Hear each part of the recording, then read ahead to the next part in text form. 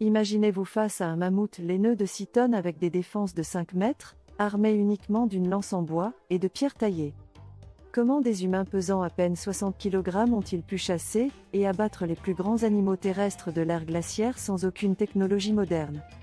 Ce que vous allez découvrir dans cette vidéo va complètement changer votre vision de nos ancêtres préhistoriques, car ils n'étaient pas des chasseurs primitifs qui attaquaient au hasard, c'étaient des stratèges brillants utilisant des techniques sophistiquées. La chasse préhistorique n'était pas une simple question de force brute, c'était une question d'intelligence collective, de planification minutieuse, de connaissance approfondie du comportement animal et d'innovation technologique remarquables. Nos ancêtres Homo sapiens et avant eux les Néandertaliens ont développé des méthodes de chasse qui témoignent d'une compréhension profonde de leur environnement et d'une capacité d'organisation sociale avancée. Pour comprendre comment ils chassaient, il faut d'abord parler de leurs armes, et contrairement à ce qu'on imagine souvent, ces armes étaient beaucoup plus sophistiquées qu'un simple bâton pointu. Les premières lances en bois remontent à environ 400 000 ans, découvertes en Allemagne, des lances de 2 mètres parfaitement équilibrées pour le lancer, taillées dans du bois de pin ou d'épicéa.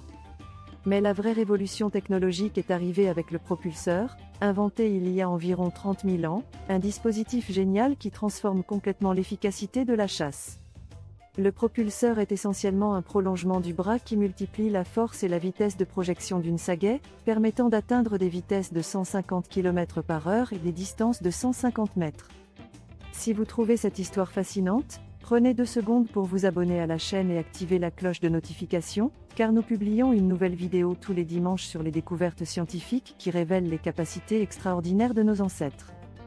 Chaque abonné nous permet de continuer à créer ce contenu rigoureux basé sur les recherches archéologiques les plus récentes, alors cliquez sur ce bouton rouge maintenant, votre soutien fait vraiment toute la différence pour notre communauté passionnée.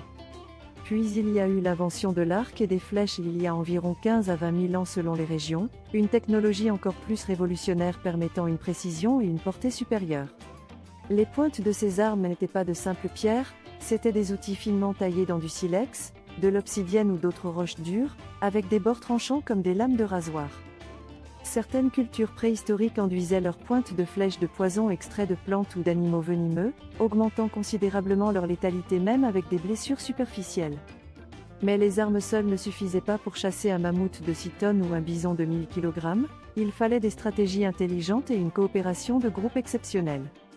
Une des techniques les plus impressionnantes était la chasse par rabattage, où un groupe de chasseurs encerclait progressivement un troupeau d'animaux pour les diriger vers une zone prédéterminée. Les sites archéologiques révèlent des preuves de chasse collective spectaculaires, comme les falaises à bisons en Amérique du Nord où des troupeaux entiers étaient dirigés vers des précipices.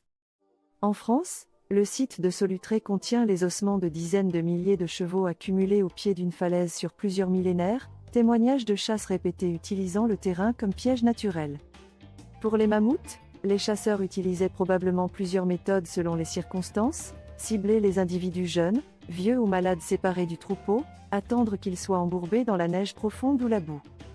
Des preuves archéologiques suggèrent l'utilisation de fosses camouflées, de grands trous creusés et recouverts de branches et de végétation où les mammouths tombaient et devenaient vulnérables. Certains chercheurs pensent que les chasseurs utilisaient le feu de manière stratégique, créant des barrières enflammées pour diriger les animaux vers des zones où ils pouvaient être attaqués plus facilement. Une technique particulièrement fascinante est la chasse à l'épuisement, une méthode qui exploite une capacité unique des humains, notre endurance exceptionnelle en course de longue distance. Contrairement à la plupart des mammifères qui peuvent sprinter rapidement sur de courtes distances, les humains peuvent courir modérément pendant des heures grâce à notre capacité à transpirer et réguler notre température corporelle. Les chasseurs préhistoriques pouvaient littéralement poursuivre des proies comme des antilopes ou des cerfs pendant des heures sous le soleil jusqu'à ce que l'animal, incapable de se refroidir efficacement, s'effondre d'épuisement thermique. Cette technique ne nécessitait aucune arme sophistiquée, juste de l'endurance, de la patience, et une excellente connaissance du comportement animal et du terrain. La chasse préhistorique n'était jamais une activité solitaire mais toujours une entreprise collective impliquant coordination, communication et rôles spécialisés au sein du groupe. Des études anthropologiques sur les sociétés de chasseurs-cueilleurs modernes suggèrent que les groupes préhistoriques comptaient probablement entre 20 et 50 individus, avec des chasses majeures mobilisant une grande partie du groupe. La communication pendant la chasse nécessitait probablement un système de signaux gestuels et peut-être vocaux, renforçant l'hypothèse que le langage s'est développé en partie pour coordonner ces activités complexes. Après une chasse réussie, rien n'était gaspillé, chaque partie de l'animal était utilisée avec un respect et une efficacité remarquables. La viande fournissait des protéines essentielles, les peaux devenaient des vêtements et des abris, les os servaient à fabriquer des outils, des armes et des aiguilles, les tendons étaient transformés en cordes et en fils. Les défenses de mammouth étaient sculptées en figurines, outils et parures, la graisse servait de combustible pour les lampes, même la moelle osseuse était extraite pour sa valeur nutritive. Cette utilisation totale de l'animal témoigne d'une compréhension profonde des ressources disponibles et peut-être d'une forme de respect spirituel envers les animaux chassés.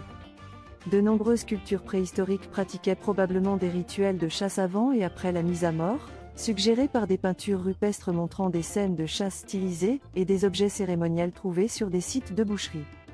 La chasse préhistorique a profondément façonné l'évolution humaine, elle a favorisé le développement de notre cerveau capable de planification complexe et de pensée stratégique.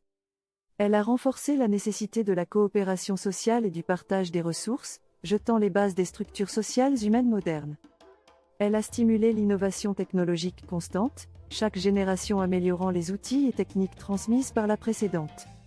Contrairement à l'image populaire du chasseur préhistorique comme une brute violente, les preuves archéologiques révèlent des individus intelligents, créatifs, coopératifs, capables de planification à long terme et d'adaptation constante.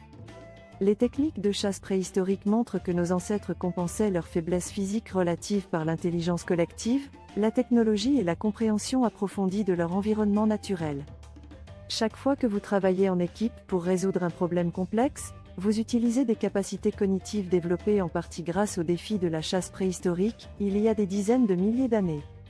L'héritage de ces chasseurs préhistoriques vit en nous, dans notre capacité à coopérer, à innover, à planifier, à nous adapter aux défis les plus difficiles. Si cette exploration des capacités extraordinaires de nos ancêtres vous a fasciné, n'oubliez pas de vous abonner et d'activer la cloche pour ne manquer aucune de nos vidéos tous les dimanches. Rejoignez notre communauté qui explore avec rigueur scientifique les découvertes fascinantes sur la préhistoire et l'humanité.